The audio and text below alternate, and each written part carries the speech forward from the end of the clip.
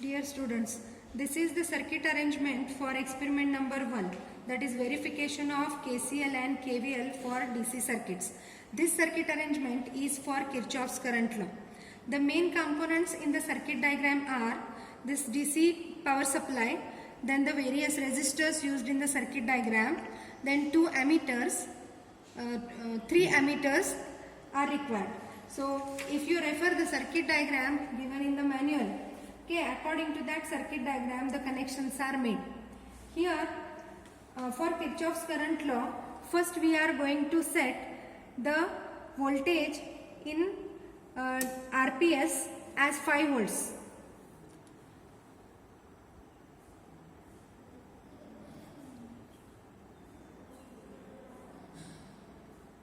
By setting 5 volts of voltage, we are going to take the 3 meters reading.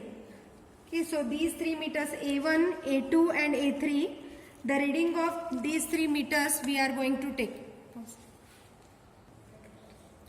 So we can see the ammeters reading. Ammeter A1 is reading 6 ampere here. Let us note down it in the tabular column given in the manual. Then note down the reading of A2. A2 is reading as 3 amperes. Then ammeter 3 is reading, we can see here, 2.5 ampere. After noting down the readings, we can see the theoretical calculations here. A1 so we can see that in theory we have to prove that I1 is equal to I2 plus I3. So if we do the calculations as per this equation, I1 is equal to 6 milliampere, I2 plus I3 is equal to 3 plus 2.5, that is 5.5 milliampere. And as per the equation here, we can just equate the values. This I1 is nearly equal to I2 plus I3, and hence we can say that Kirchhoff's current law is verified.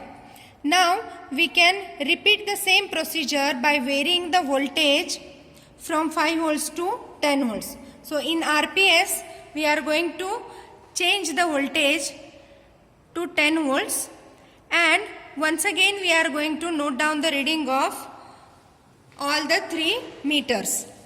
And for the second set of readings of meters also, the same calculations we can cross check. Dear students, this is the circuit arrangement for Kirchhoff's voltage law. So for verification of Kirchhoff's voltage law, the circuit arrangement is done as shown here. Here we are going to make use of 2 RPS, okay, for applying the desired voltage. Then these are the resistances which you can see in your manual circuit diagram also. Then we require 2 voltmeters. Now what we are going to do is, as per the tabular column given in the manual, we are going to set the values of E1 and E2, and for them we are going to note down the corresponding values of V1 and V2. So let us set E1 is equal to 3 volts.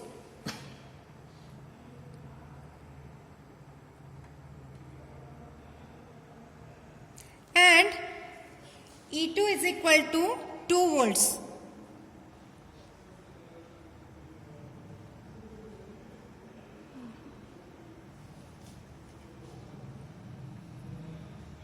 After setting the voltages E1 and E2, we can note down the readings of V1 and V2.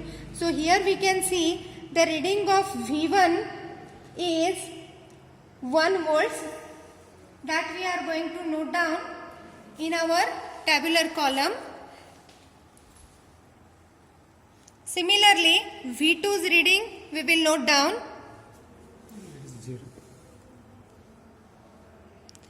It is 0. Reading of V2 is 0. Then we can do the calculations here. As the equations shown here for verification of Kirchhoff's voltage law, we have to prove that E1 minus E2 is equal to V1 plus V2. Let us substitute the values. E1 is 3, E2 is 2, V1 is 1 volts and V2's value is 0.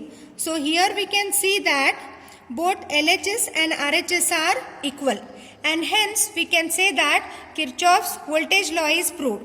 Further, for next reading we can set the values of E1 and E2 as 5 volts and 4 volts, and for this we can note down the corresponding readings of V1 and V2, and the same type of calculations we can just cross check.